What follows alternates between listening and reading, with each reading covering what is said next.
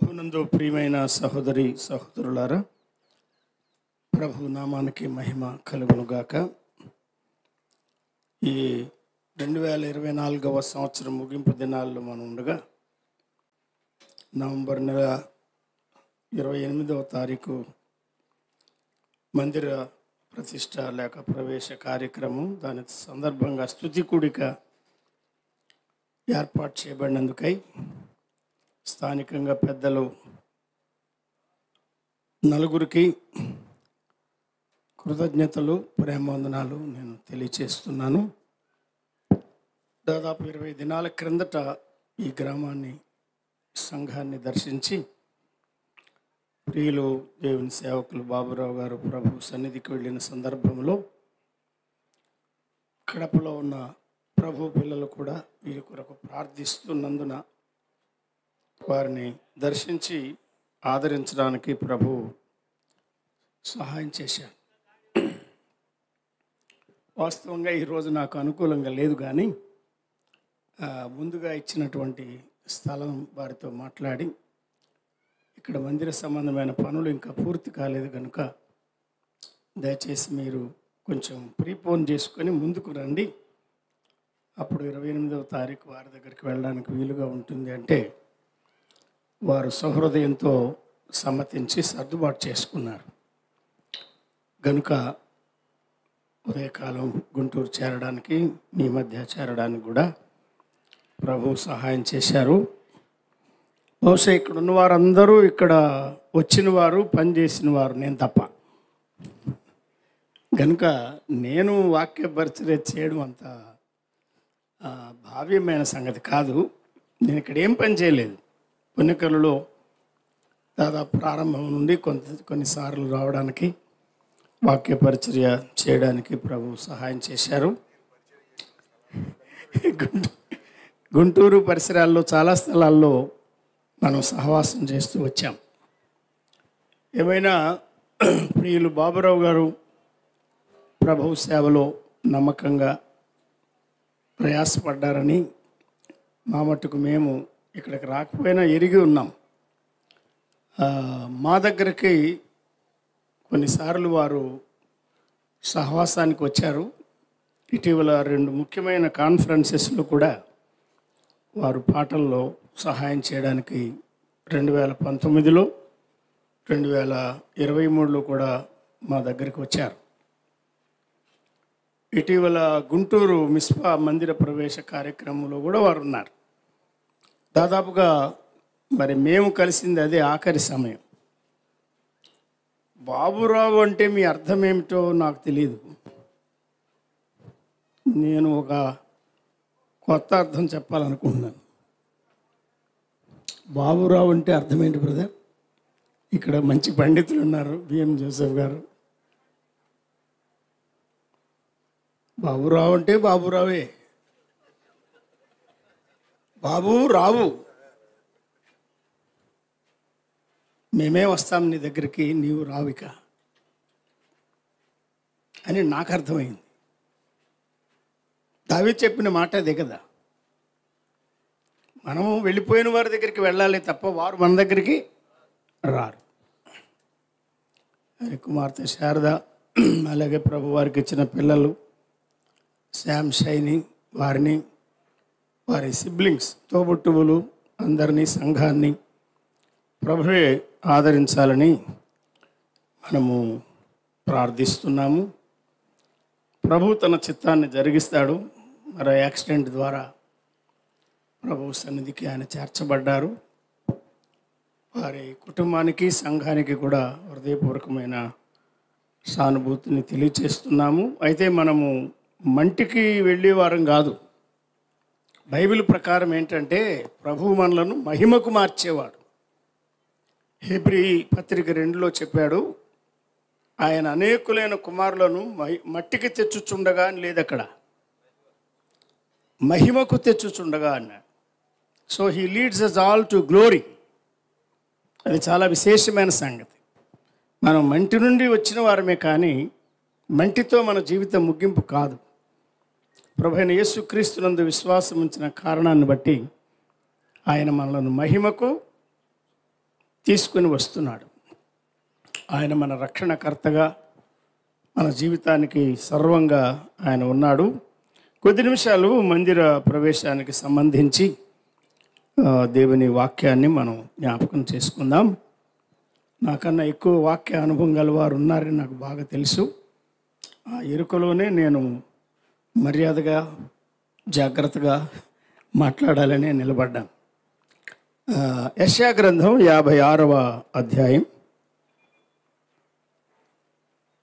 యెషయా గ్రంథం 56వ అధ్యాయం 6-7 వచనాలు మాత్రం చదువుకుందాం.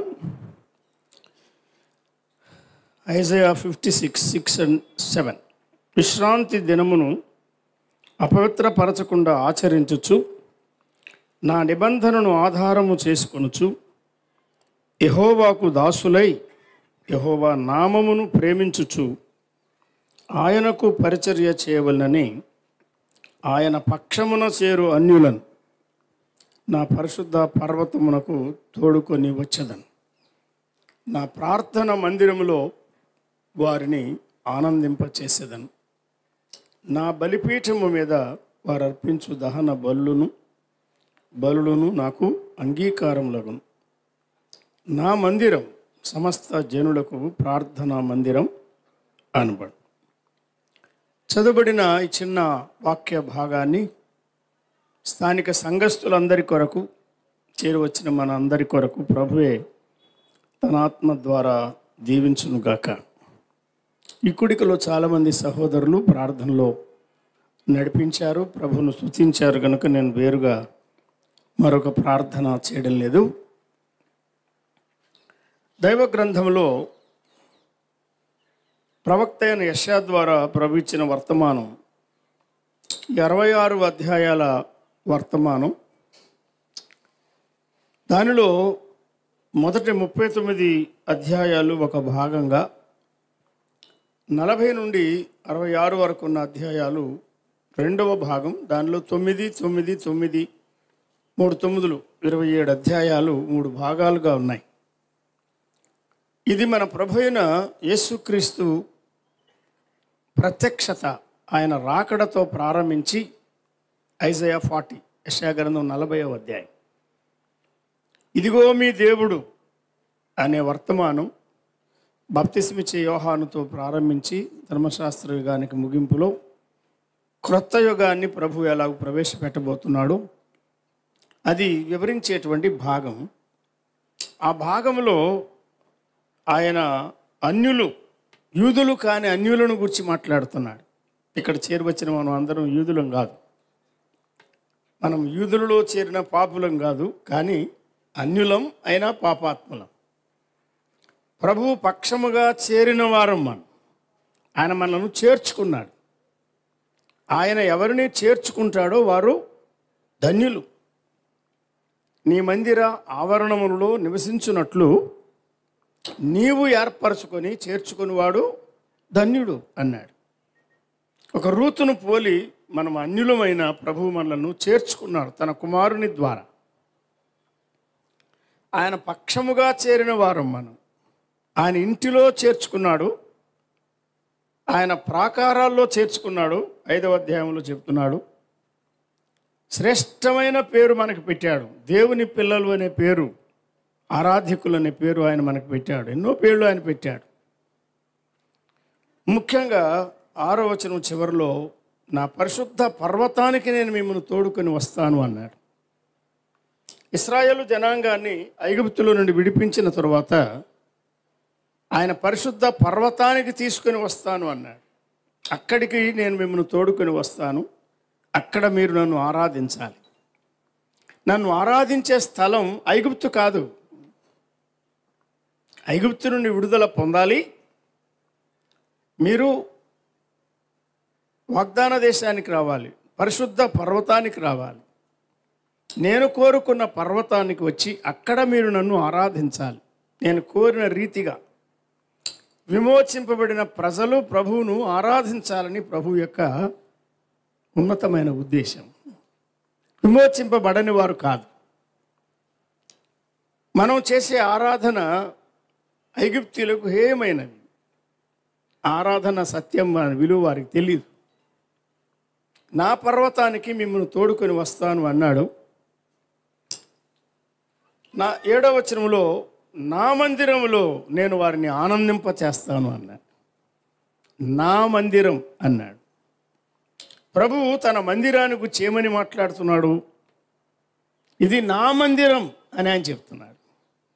కొన్నిసార్లు పొరపాటుగా నేనే కట్టించాను, నాదే, మా నాయన కట్టించాడు, మా తాత కట్టించాడు అని మనం అవివేకంగా చెప్తూ ఉంటాం, అనుకుంటూ ఉంటాం. చాలా పొరపాటు అది.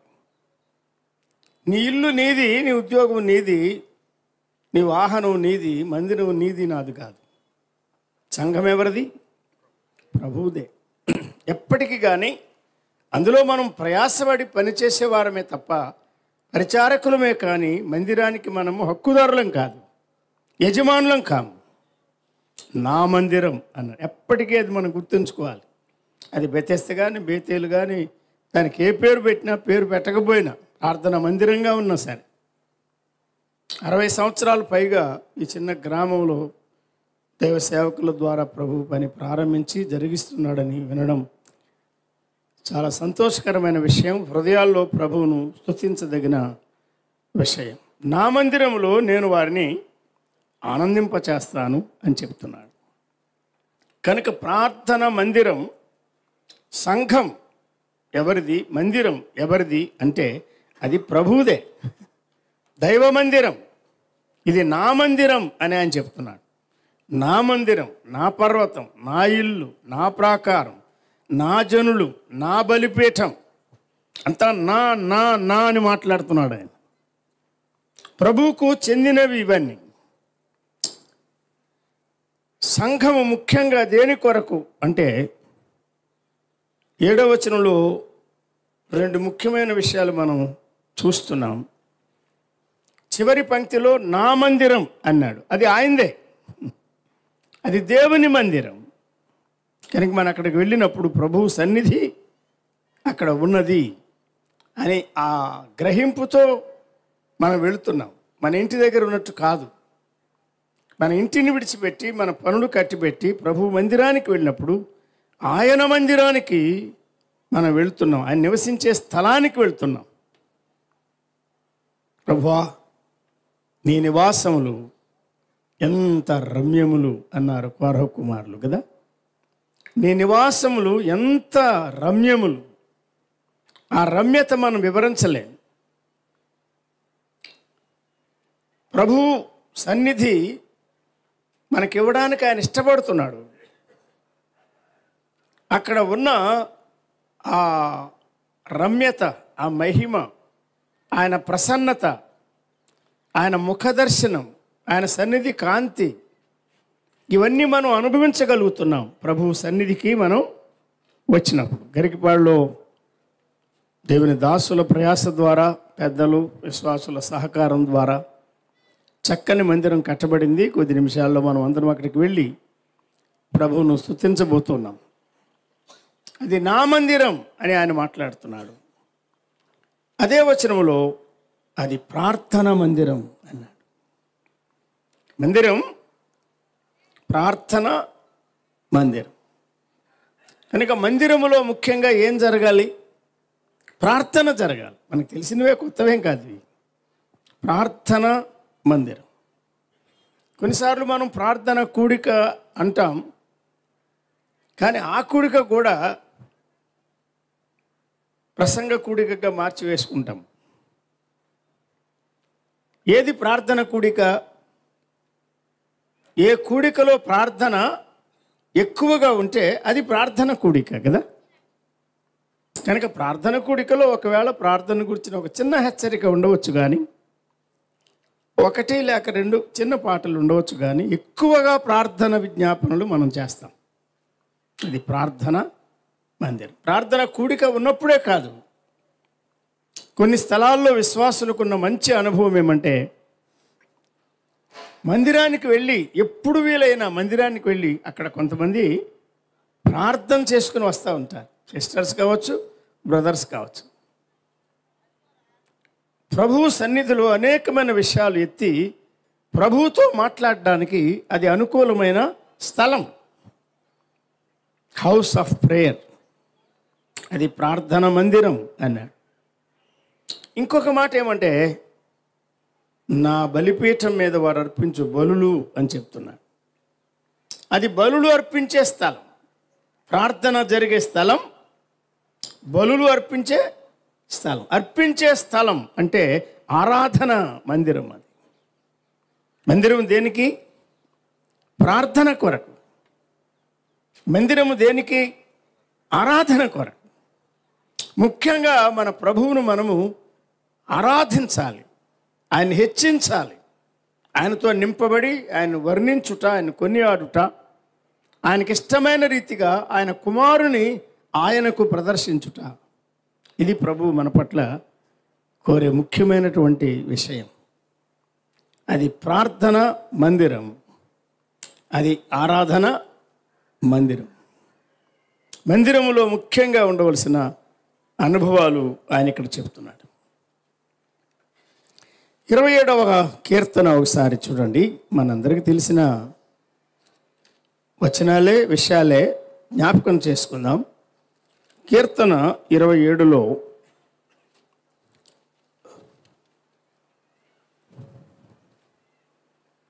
4వ వచనాన్ని చదువుకుందాం. Psalm 27 verse 4. యెహోవా యొద్ద ఒక వరము అడిగి తిని దానిని నేను వెదకుచున్నాను. యెహోవా ప్రసన్నతను చూచుటకును ఆయన ఆలయములో ధ్యానించుటకును నా జీవిత కాలమంతయు యెహోవా మందిరంలో నేను నివసింపగోరుచున్నాను అన్నాడు. భక్తుడైన దావీదు యొక్క వాంఛ, ఆయన బలమైన కోరిక, to dwell in the presence of God, in the house of God for ever and ever. ఎన్నటెన్నటికి ఆయన ఆలయములో ఉండాలి అనే కోరిక. దేవదారు మ్రానుతో కట్టబడిన రాజనగరులో, అంతఃపురములో ఆయన నివసిస్తున్నాడు. నేనెంతటి వాడను, ఇంత హెచ్చులోనికి తేవడానికి నేనే పాటి వాడను ప్రభు అని దీన మనసుతో ప్రభువును స్తుతించాడు, తను తాను తగ్గించుకున్నాడు కదా.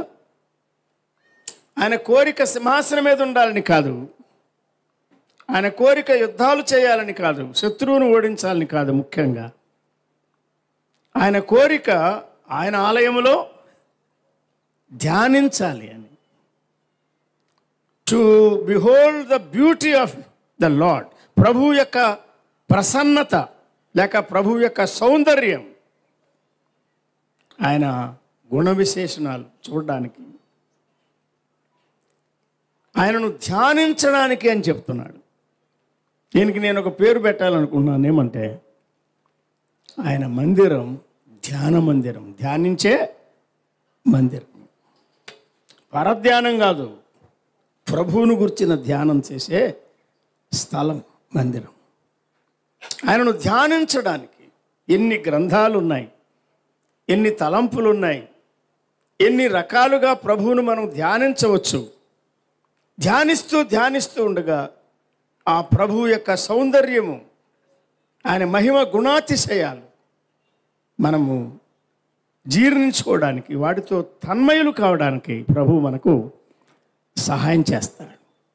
అది ప్రార్థన మందిరం, అది ఆరాధన మందిరం, అది ధ్యాన మందిరం.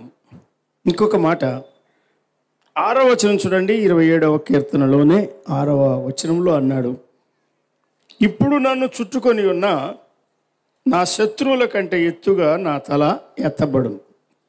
దావీదుకు శత్రువులు ఉన్నారు. భక్తి గల వారికి తప్పకుండా శత్రువులు ఉండాలి. అని వాస్తవం ఏమిటంటే, శత్రువుల కంటే మన తల ఎత్తే ప్రభువు మనకున్నాడు. వ్యతిరేకులు విమర్శించేవారు ఉండడం చాలా సంతోషం, వారికి మనం కృతజ్ఞతలు చెప్పాలి. వారికంటే ఎత్తుగా మన తల ఎత్తే ప్రభువు అనుకున్నాడు. తర్వాత ఏమంటాడు చూడండి, ఆయన గుడారములో, మందిరము అని కొన్ని చోట్ల, ఆలయం అని కొన్ని చోట్ల చెప్పాడు, పరిశుద్ధ స్థలం అని కొన్ని చోట్ల చెప్పాడు, ఆయన పాద సన్నిధి అని కొన్ని చోట్ల రాస్తున్నాడు. ఆయన గుడారములో నేను ఉత్సాహధ్వని చేస్తూ ఉంటాను. I will rejoice in his tent. ఆయన గుడారములో భూమి మీద ఉండగా మనం ఆరాధించే కాలమంతా తాత్కాలికంగానే, కొద్ది కాలమే. సదాకాలం ప్రభు మందిరంలో నిత్య మహిమలో మనం ప్రభువుని ఆరాధించబోతున్నాం. దాని కొరకు ప్రభు మనం సిద్ధం చేస్తున్నాడు. నేను ఉత్సాహధ్వని చేస్తాను అన్నాడు. ఇంకేమంటాడంటే నేను పాడేదను అన్నాడు. నేను పాడేదను. ఈ ఉదయకాలం కొందరు పాటల్లో నడిపిస్తూ ఉన్నారు. నాకెవరో తెలియదు. అడిగాను, ఎవరు అంటే పలానా అని చెప్పారు. చక్కని గానం. ప్రభువు మంచి గాత్రం ఇచ్చాడు. మనస్ఫూర్తిగా పూర్ణ హృదయంతో గానం చేస్తుండగా ప్రభువుకి ఎంత మహిమ వస్తుంది, ఆయన ఎంత సంతోషిస్తాడు. స్తుతిగానం, యెహోవాను గూర్చి స్తుతిగానము చేసేదను అని ఆయన చెప్తున్నాడు. కాబట్టి ఇది ధ్యాన మందిరం ప్లస్ గాన మందిరం. ఈ మందిరంలో ధ్యానం ఉన్నది, ఈ మందిరంలో గానం ఉన్నది. ప్రభువును గూర్చిన గానం, యెహోవాను గూర్చి గానం. మన సంఘాలు ఎందుకున్నవి అంటే ఆకర్షణ కొరకు పాటలు పాడడానికి కాదు, లేక కాలక్షేపం కొరకు పాటలు పాడడానికి కాదు. కొన్ని సభలలో అయ్యా మీరు రావాలి, వాక్యం చెప్పాలి అని, తప్పక రావాలని, గట్టిగా రావాలని కొంతమంది అంటారు. సరే, వెళ్ళిన తర్వాత వాక్యం చెప్పడానికి 15 నిమిషాలు 20 నిమిషాలు ఉంటుంది. మరి గాయకులకు గంట 15 నిమిషాలు ఉంటుంది. దేనికి మనం ప్రాధాన్యత ఇస్తున్నాం? తప్పేం కాదు, కానీ అన్న సమయానికి ప్రజలు రావాలి. మనం 10 అంటే 10, 10:30 అంటే 10:30, అట్లా ఆ క్రమశిక్ష మనలో ఉండాలి. గానము అనేది మనం చేయాలి. ప్రభువును గురించి గానం చేయడం, ఆయన సన్నిధిలో ఆయనను గానం చేయుట, యెహోవాను గూర్చి స్తుతి గానం. ఎన్నో రకాల గానాలు ఉన్నాయి. అయితే ప్రభువు సన్నిధిలో ప్రభువును గూర్చి బైబిల్లో కీర్తన గ్రంథములు ఏమంటారంటే యెహోవాకు గానము చేయడం అన్నారు, సింగింగ్ అంటు ద లార్డ్. తర్వాత యెహోవాను గూర్చి గానం చేయడం. మన పాటలు పాటల కొరకు కాదు, ప్రభువును గూర్చి గానము చేయడానికి. మన రక్షణ దుర్గం మన ప్రభువును గూర్చి గానము చేయడానికి మనం వస్తున్నాం. ఇది ప్రార్థన మందిరం, ఇది ఆరాధన మందిరం, ఇది ధ్యాన మందిరం, ఇది గాన మందిరం. ఇంకొక మొక్క చెప్తారా? అక్కడే 6వ వచనంలో ఏమంటారంటే ఆయన గుడారములో అన్నాడు. ఈ గుడారమును గురించి పాత నిబంధనలో చాలా స్థలాల్లో రాశాడు. ముఖ్యంగా నిర్గమకాండంలో చెప్పినప్పుడు, సంఖ్యాకాండంలో చెప్పినప్పుడు అది సాక్ష్యపు గుడారం అన్నాడు. కనుక గరికిపాడులో ఒక సంఘం ఉన్నది అంటే ఆ సంఘము దేని కొరకు ఉన్నది? పర్లేదు, సాక్ష్యం కొరకు ఉన్నది, అంతే కదా. సాక్ష్యం, సంఘము సాక్ష్యాన్ని కాపాడాలి. సంఘానికి సాక్ష్యం ఉండాలి, సేవకునికి సాక్ష్యం ఉండాలి, పెద్దలకు సాక్ష్యం ఉండాలి, ఉపదేశకులకు సాక్ష్యం ఉండాలి, విశ్వాసులకు సాక్ష్యం ఉండాలి. మనము సాక్ష్యము కలిగి సాక్ష్యం ఇవ్వాలి, సాక్ష్యము కలిగి సేవ చేయాలి, అంతే కదా. మీరందరూ ఏకీభించే విషయాలే. గనుక ఈ ఊరిలో ఏది ఉన్నా లేకపోయినా ప్రభు నామమున ప్రార్థించే మందిరం, ఆరాధించే మందిరం ఉన్నది అంటే అది గొప్ప సాక్ష్యం. ఆయన గుడారం సాక్ష్యపు గుడారం. ఆ మందిరం ఈ చిన్న సంఘానికి అంత సామర్థ్యం లేదు, కానీ ప్రభువు తన దాసుని ప్రేరేపించి వారి సమర్పణ, మిగతా వారి సహకారంతో చక్కగా, ఇంకా ఇక్కడ కనబడని వారు కొంతమంది కూడా అందులో సహకరించి ఉంటారు, చాలా ఖర్చుతో కూడిన చక్కని మందిరాన్ని కట్టుకోవడానికి ప్రభువు సహాయం చేశాడు. ఇక వచనాన్ని నేను ఇక్కడ జ్ఞాపకం చేయాలని ఆశిస్తున్నాను. కొరింథీ పత్రిక, మొదటి పత్రికకు రండి, 14వ అధ్యాయం పౌలు కొరింథీయులకు రాసిన మొదటి పత్రిక 14వ అధ్యాయం 24-25 వచనాలు చదువుకుందాం. మన కూడికలు ఎలా ఉండాలో అక్కడ ఒక మాట చెప్పాడు. అందరూ ప్రవచించుచుండగా అవిశ్వాసి అయినను ఉపదేశము పొందనివాడైనను లోపలికి వచ్చిన ఎడల, విశ్వాసి కాదు, విశ్వాసులు కూడుకొని ప్రార్థన చేస్తున్నారు, విశ్వాసులు కూడుకొని ఆరాధిస్తున్నారు, గానము చేస్తున్నారు, ధ్యానం చేస్తున్నారు, సహవాసం చేస్తున్నారు, ఇంకెన్నో ఈ మందిరంలో అనుభవాలు కలిగి ఉన్నారు, పరిచర్య చేస్తున్నారు. అయితే ఇక్కడికి నమ్మని వారు వస్తే, అన్యుడు వస్తే, అవిశ్వాసి వస్తే, వెలపల ఉండేవారు మందిరం లోపలికి వస్తే, కూడికకు వస్తే వారు ఏం గ్రహించాలి? అక్కడ అందరి బోధ వలన తాను పాపిని అని గ్రహించాలి అంటున్నాడు. మన మందిరాలు సువార్త ప్రకటించే మందిరాలుగా ఉండాలి, అంతేగా, సువార్త అందించే మందిరాలుగా ఉండాలి. అప్పుడు పాపిని అని గ్రహించడానికి వీలవుతుంది. అందరి బోధ వలన తాను పాపిని గ్రహించి అందరి వలన విమర్శింపబడు, అప్పుడు అతని హృదయ రహస్యములు బయలుపడును అన్నాడు. కూడికకు వచ్చినప్పుడు ప్రభువు మాట్లాడుతుంటే హృదయ రహస్యాలు ఆయన బయట పెట్టేవాడు. పోలీస్ డిపార్ట్మెంట్కి అందని విషయాలే, లోకంలో ఎవరికి తెలియని విషయాలు, ఎంత డిటెక్టివ్గా పనిచేసినా దొరకని విషయాలు పరిశుద్ధాత్మ బయలుపరుస్తాయి. కనుక మనం సువార్త, స్పష్టమైన సువార్త, రక్షణ సువార్త లేక కృపా సువార్త ఈ యుగములో తలుపు వేయబడక ముందే అందించే వారంగా ఉండాలి. సాక్ష్యం, మందిరం ముందంటే సాక్ష్యం, సువార్త ప్రకటించబడాలి. తర్వాత అన్నాడు, ఇందువలన దేవుడు నిజముగా మీలో ఉన్నాడని ప్రచురము అనేది జరుగుతుంది అన్నాడు. రొట్టె విరిచే కూడిక ద్వారా ఆయన మరణాన్ని మనం ప్రచురిస్తున్నాం. కానీ మనం ప్రకటించే సువార్త ద్వారా నమ్మని వారు లోపలికి వస్తే ఏమవుతున్నది? ప్రభువు మన మధ్య ఉన్నాడు, నిజముగా ఉన్నాడు. ఒక బొమ్మ పెట్టి కాదు, ఒక ఫోటో పెట్టి కాదు, ప్రభువు నిజముగా మన మధ్య ఉన్నాడు అనే సాక్ష్యం అది స్థాపించబడుతున్నది. ఇది కావాలి సంఘానికి. సాక్ష్య మందిరాలుగా మన కట్టడాలు, మందిరాలు ఉండాలి. ప్రభు ఈ సంగతులు ఈ ఉదయకాలం మనకు జ్ఞాపకం చేస్తున్నాడు. సహవాస మందిరం, మనము ఇక్కడికి వచ్చినప్పుడు ఒకరితో ఒకరు సహవాసం చేస్తున్నాం.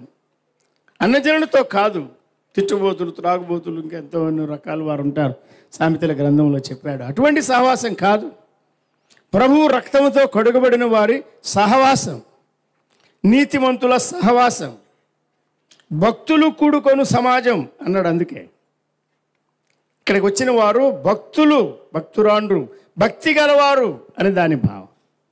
ఒకరితో ఒకరు మనం సహవాసం చేస్తాం. ఇక్కడ ముఖ్యంగా ఏమి ఉన్నది అంటే ప్రభు ప్రేమ ఉన్నది కదా. మందిరాలు ప్రేమ మందిరాలుగా ఉండాలి. మందిరాల్లో పగలు కాదు, అసూయలు కాదు, ఈర్ష్యలు కాదు, అసహనం కాదు, విమర్శలు కాదు, తప్పులు పట్టడం కాదు. ఇటువంటి వాటి వల్ల ప్రభు దగ్గర మనమే మెప్పు పొందాం. మనం అర్థం చేసుకోవాలి. ప్రేమ అనేది అన్నిటికంటే శ్రేష్టమైన కొరింథీ 13లో చెప్పి తర్వాత 14లో ఇది వ్రాస్తున్నాడు. గ్యాదరింగ్స్, అసెంబ్లీ గ్యాదరింగ్స్, సంఘ కూడికలు ఎలా జరగాలి 11, 12, 13, 14 అధ్యాయాలు కొరింథీ మొదటి పత్రికలో చెప్పాడు. కనుక కట్టబడిన ఈ మందిరములో ఇటువంటి అనుభవాలు కలిగి మనం ప్రభువును ఘనపరచాలని ప్రభువు మనకి జ్ఞాపకం చేస్తున్నాడు. మందిరములో ఉండే అనుభవాలు ఎన్నో చెప్పాడు. ఆదికాండం 28లోనే యాకోబు చెప్పాడు. అప్పటికి యాకోబు మారలేదు, కానీ ఏమన్నాడు? ఇతడేమో నిజంగా మారలేదు, కానీ ఏమంటాడు? నిజముగా ఇది దేవుని మందిరమే కానీ వేరొకటి కాదు అని. దీని సర్టిఫికేట్ చేయాలనా? అక్కర్లేదు. యాకోబు సర్టిఫికేట్ మనకెందుకున్నాయి? ఆయన నిజమైన దేవుడు, కానీ అబ్రహాములోంచి వచ్చినవాడు కనుక, ఇస్సాకులోంచి వచ్చినవాడు కనుక ఆయన చెప్తున్నాడు అంతే. అతను మారింది 32లో. నేను యాకోబునే అని ఒప్పుకొని మారిపోయాడు. పెనుగులాడుతూ పోరాటంలో ఇక పోరాడలేక కట్టిపెట్టాడు. ఆయన దెబ్బ కొట్టగానే మారిపోయాడు. తొడగుడు వసిలిపోయింది. నడకలో మార్పు, జీవితంలో మార్పు, స్వభావంలో మార్పు. ఇశ్రాయేలుగా అతను మారిపోయాడు. యాకోబులు కాదు ఆరాధించేది, ఇశ్రాయేలుయే ఆయన ఆరాధించేది. మార్పు లేని వారు కాదు, మోసగాళ్ళు కాదు, వేషధారులు కాదు ఆరాధించేది. ఆత్మతో సత్యముతో మారిన మనం పరిశుద్ధాత్మ నడిపింపుతో ఆయన అదుపులో ఉండి వాక్య సత్యముతో మనం ఆయన ఆరాధించడానికి ప్రభు మనకు సహాయం చేయనుగాక. మీరు చాలా దూర ప్రాంతాల నుండి వచ్చిన వారు, ఇబ్బంది తీసుకుని వచ్చిన వారు ఉన్నారు. మరి మిమ్మల్ని కష్టపెట్టాలని నాకు అసలు ఇష్టం కాదు.